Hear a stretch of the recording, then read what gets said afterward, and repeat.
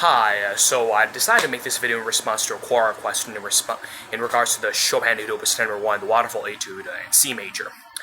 And this etude is a challenge etude. This is a piece I'm working on right now. I have overcome, I faced several challenges along the way, and I decided to make this video to talk about my experience with it and some effective practice methods. And the main difficulty is, of course, the stretches and, of course, being able to play clean.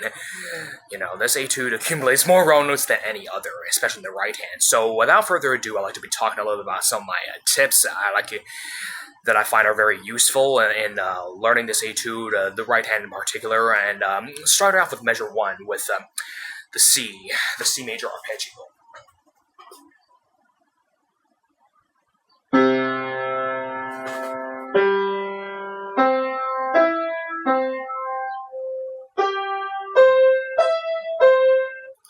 So if you notice what I did, watch again.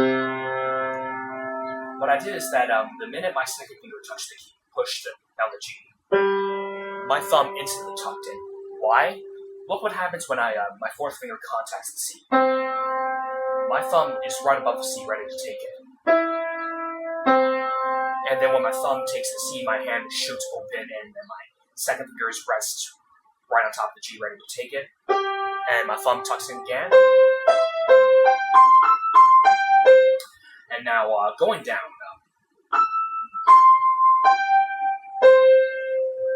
And then the minute my pinky takes the key, my hand opens up so that my fourth and second fingers are ready to take their keys.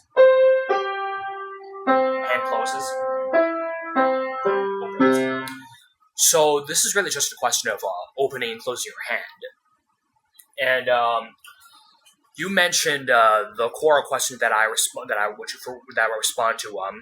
You mentioned that you had trouble playing anything above 60 BPM, and my suggestion is to remain below that, and also to practice in small sections. That will allow you to focus more on the quality, right? If you play from beginning to end at full speed, that's a waste of time. That's not an effective way to practice. And when I practice, I rarely play through the entire piece from beginning to end. It's a waste of time. And also to play slowly and to concentrate on the quality, and don't worry about the speed. At this stage, your priority should be the quality, especially in the right hand, not the speed. If you focus all on the speed, you're not going to be able to play cleanly. You're never going to be able to develop good technical control of the right hand. You're just going to get frustrated. It's going to sound dirty. It's going to sound messy. It's not going to sound good. And another issue I'd like to address is some particularly difficult arpeggios, such as in measure 35 and the A major one. And my advice for here is to play inside the keys.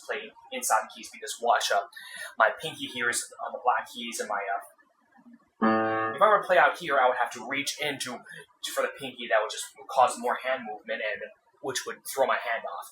Efficiency is one of the most important principles of pianism. Don't forget that. And again, the same principles of thumb tucking in, opening, and closing the hand apply. Or, of course, this is one of the most frustrating parts. This is measure 23.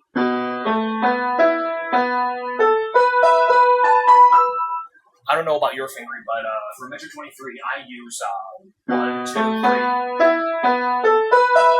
2, 3, 5, 1, 2, 3, 5, 1, 2, 3, 5, 1, 2, 3, 5, instead of 1, 3, 4, because I think 5 to 3, 4 is a little bit too weak. 2, 3 is a little strong.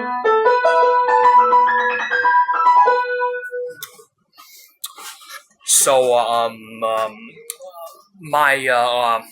my point is that if you want to play your number one concern right now at the beginning stage should be the quality of it. It should be technical control to getting comfortable with the piece in the right hand, not to play as fast as possible.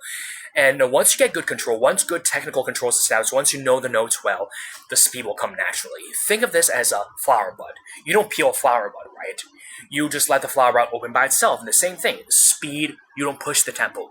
Let the tempo come naturally. If you feel like you're losing control, if you feel like you're being pushed, if you feel like you're just being rushed, it's too fast.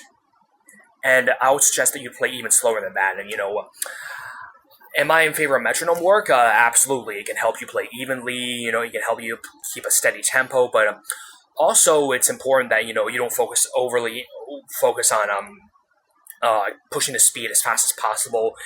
Your focus should be to have as good quality as possible in the right hand. And once good quality is established, once you have good technical control of the right hand, the speed will come naturally. And that's it for this video. I hope that you found this video helpful, and thank you very much, and happy practicing.